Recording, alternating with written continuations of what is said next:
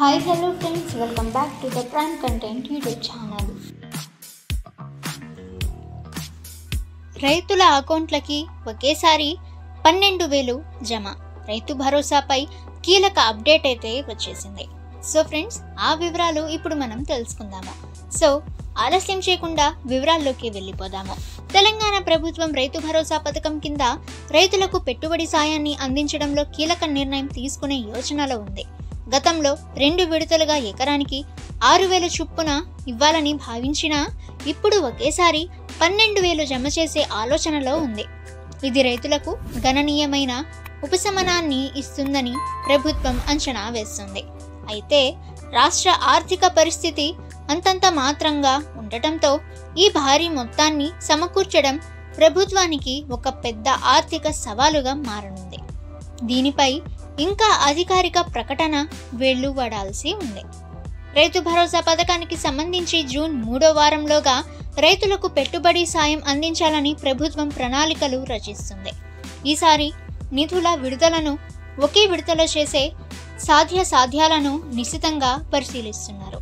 ఒకేసారి 12,000 జమ చేస్తే పంట పెట్టుబడికి ఎలాంటి ఇబ్బందులు లేకుండా రైతులు సాగు పనులు ప్రారంభించుకోవచ్చు. ఇక ఇది వారికి గొప్ప ఆర్థిక భరోసాను అందిస్తుంది. ఇక ప్రస్తుతం రైతు భరోసా సాయం 2025 జనవరి నుంచి విడతల వారీగా విడుదలవుతుంది. మొదటిగా ఎకరం లోపు భూమి ఉన్నవారికి, ఆ తర్వాత 2, 3, 4 ఎకరాల వరకు విడతల వారీగా సాయం అయితే అందింది. ఇక ఫ్రెండ్స్, ఈ ఏడాది వానాకాలం పంటల సాగు పనులు మొదలు కాకముందే రైతు భరోసా నగదును రైతుల బ్యాంకు ఖాతాల్లో జమ చేయనున్నట్లు రాష్ట్ర వ్యవసాయ శాఖ మంత్రి తుమ్మల నాగేశ్వరరావు ప్రకటించారు.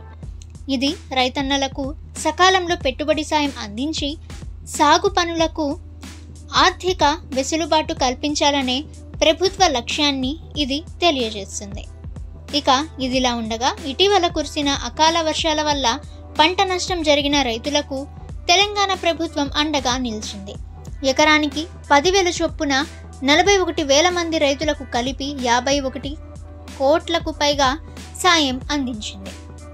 భవిష్యత్తులో రైతులకు తక్కువ వడ్డీకే రుణాలు అందించే ప్రణాళికలు కూడా ప్రభుత్వం పరిశీలిస్తుంది.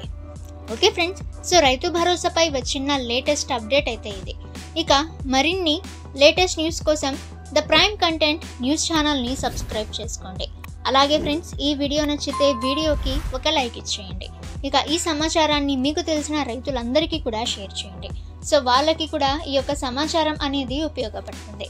ఇక ఫ్రెండ్స్, నెక్స్ట్ వీడియోలో కలుసుకుందాము.